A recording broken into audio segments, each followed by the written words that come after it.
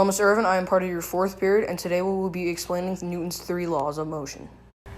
Newton's first law means that an object in motion wants to stay in motion, and an object at rest wants to stay at rest. The only reason that these things change is if an unbalanced force acts on it or a net force.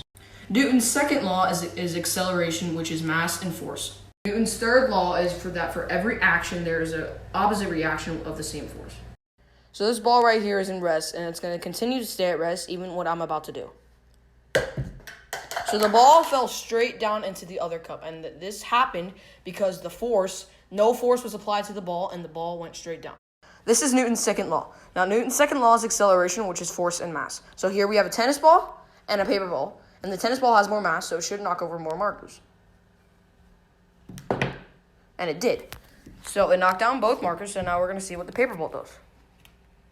Didn't even knock over one, and that's because the tennis ball has more mass, and that means it has more acceleration, while the paper ball has little to no mass, so it has more acceleration. Oh. This is Newton's third law, and now Newton's third law states that for every action, there is a reaction with the same force. So here we have a Coke bottle.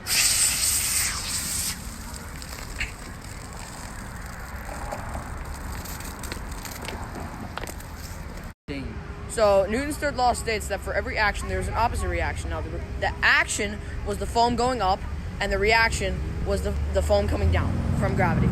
So this is what happened after we did all Newton's 3 laws. The first one was, of course, the tennis ball falling into the cup, and the second one was the tennis ball falling over the markers.